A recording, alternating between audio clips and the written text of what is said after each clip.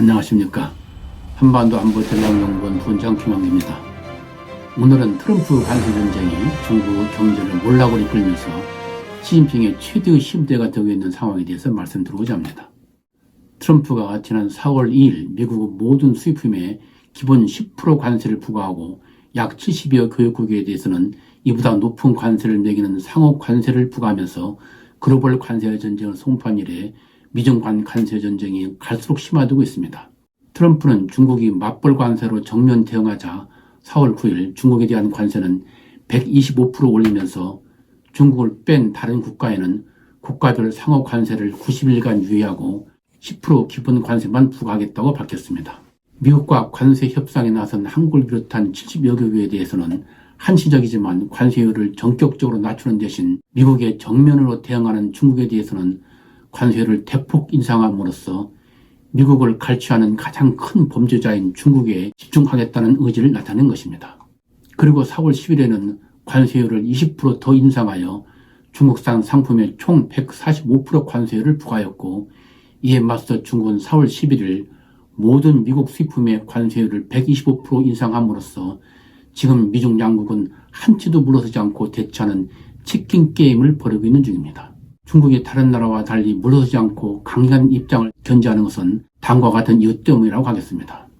첫째, 중국은 트럼프 관세가 미국 내의 고물가, 주식시장 몰락 등을 가져와 이미 인플레, 고금리로 고통을 받고 있는 미국인들에게 고통을 가중시킴으로써 트럼프에게 관세 전쟁에서 한 발 물러나도록 정치적 압박으로 작용할 것이라고 믿기 때문입니다.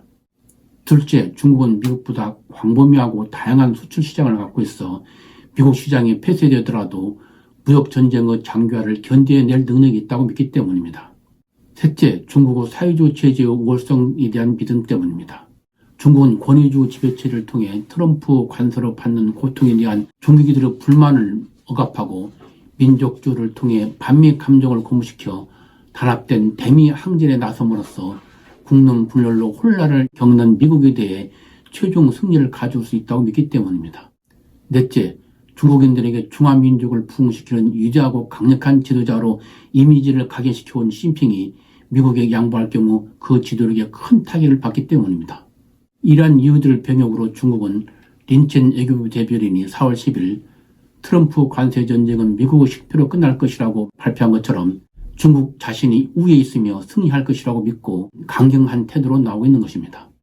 그러나 이러한 중국의 대응에도 불구하고 트럼프 관세 폭탄은 중국의 대미 수출이 수입보다 훨씬 큰 비택진성 때문에 미국보다 중국 경제에 큰 타격을 주고 있습니다. 중국 경제 성장은 2분의 1을 차지함으로써 경제 성장의 최대 동력인 수출이 트럼프 관세 폭탄으로 큰 타격을 받음으로써 관세 전쟁 이전부터 부동산 위기, 소비 침체, 청년 고실업률 등으로 불황에 빠진 중국 경제를 몰락의 길로 이끌고 있는 중입니다.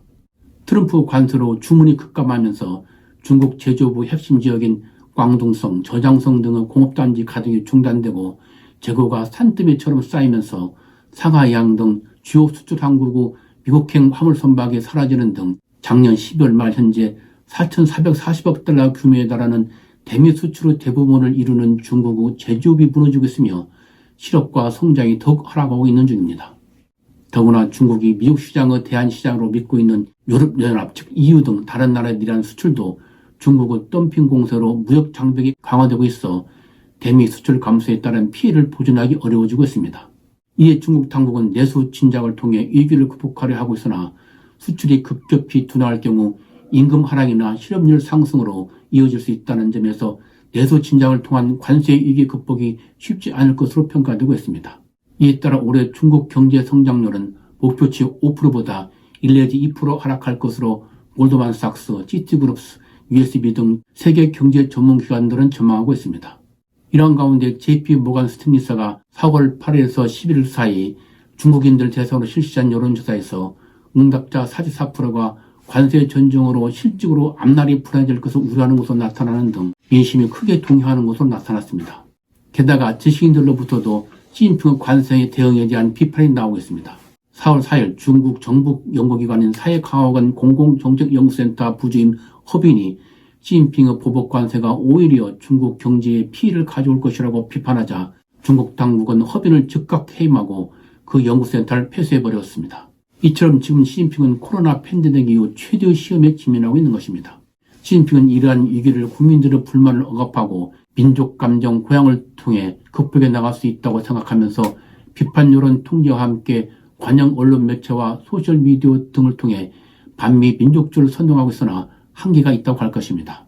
이는 코로나 팬데믹 당시 모든 도시를 폐쇄하는 강압적인 제로 코로나 정책에 대해 전국적으로 대규모 항의 시위가 발생한 데에서 입증된 바 있습니다. 이미 자본주의에 물들어 있는 중국인들은 관세 전쟁으로 경제가 더욱 악화되어 그동안 땀 흘려 쌓아온 자신의 재산이 무너질 경우 공산당 통치의 정당성에 의문을 제기하면서 정부의 책임을 물을 가능성이 있다는 점에서 트럼프 관세 전쟁은 시진핑에게 큰 도전이 되고 있는 것입니다.